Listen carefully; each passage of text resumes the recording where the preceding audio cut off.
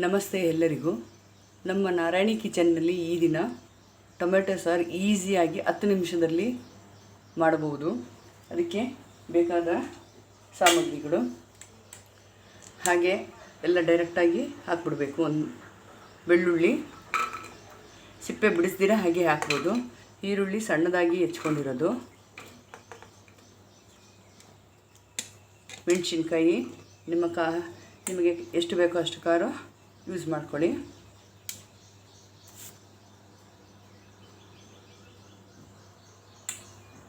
ಈಗ ಟೊಮೆಟೊ ಸಾರಿಗೆ ಟೊಮೆಟೊ, ಹಿಂಗು,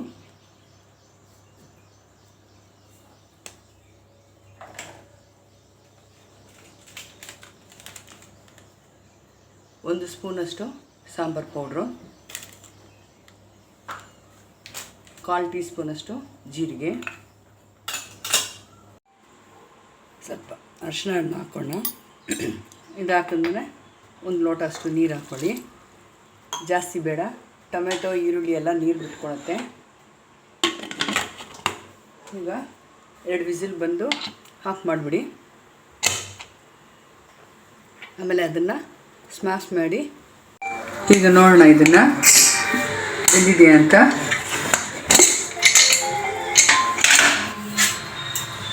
ಚೆನ್ನಾಗಿ ಬೆಂದಿದೆ.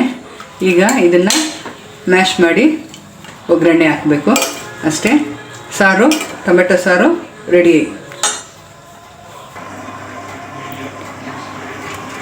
ಈ ರೀತಿ ಮಸಿಬೇಕು. ಇದನ್ನು ಟೊಮೆಟೊ, ಈರುಳ್ಳಿ, ಬೆಳ್ಳುಳ್ಳಿ ಸಿಪ್ಪೆ ತೆಗೆದೆ ಹಾಗೆ ಹಾಕ್ಕೊಳ್ಬೋದು. ಮೆಣಸಿನ್ಕಾಯಿ ಇದೆಲ್ಲ ಹಾಕಿ ಒಂದು ಸಲ 2 ವಿಸಿಲ್ ಬಿಟ್ಟರೆ ಸಾಕು. ಬ್ಯಾಚುಲರ್ ಅವರು ಇದನ್ನು ಈಸಿಯಾಗಿ ಒಂದು 10 ನಿಮಿಷದಲ್ಲಿ ಇದನ್ನು ಮಾಡ್ಕೋಬೋದು. ಒಗ್ಗರಣೆಗೆ ಎಣ್ಣೆ ಹಾಕ್ತಾಯಿದ್ದೀನಿ. 1 ಟೀ ಸ್ಪೂನಷ್ಟು ಇದ್ದರೆ ಸಾಕು. ಸಾಸಿವೆ, ಸ್ವಲ್ಪ ಉದ್ದಿನಬೇಳೆ, ಸಾಸಿವೆ ಚಿಟಪಟ ಅನ್ನಲಿ.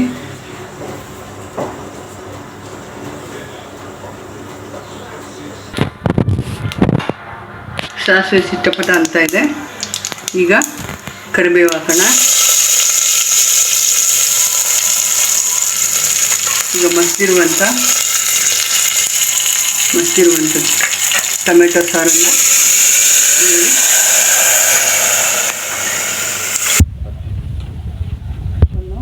ಅಲ್ಲಿ ಹಾಕಿದ್ದೀವಿ. ಕಡಿಮೆ ಆಗಿದೆ, ಸ್ವಲ್ಪ ಹಾಕ್ಕೊಂಡು ಅಡ್ಜಸ್ಟ್ ಮಾಡ್ತಾಯಿದ್ದೀನಿ. ಇದು ಇನ್ನೂ ಸ್ವಲ್ಪ ತೆಳ್ಳಗಿರಬೇಕು.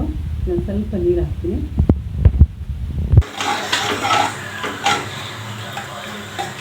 ಸ್ವಲ್ಪ ತೆಳ್ಳಗೆ ಮಾಡಿಕೊಂಡಿದ್ದೀನಿ ನಾನು. ಇದು ಒಂದು ಕುದಿ ಬಂದ ನಂತರ ಆಫ್ ಮಾಡಿಬಿಡಿ.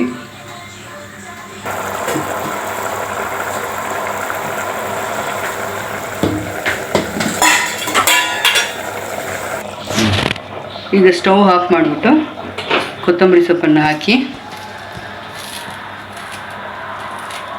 ಇದು ಇಡ್ಲಿಗೆ, ದೋಸೆಗೆ, ರೈಸ್ಗೆ ತುಂಬ ಚೆನ್ನಾಗಿರುತ್ತೆ.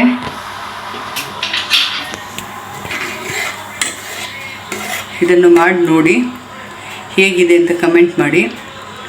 ಲೈಕ್, ಶೇರ್, ಸಬ್ಸ್ಕ್ರೈಬ್ ಮಾಡಿ. ಧನ್ಯವಾದಗಳು.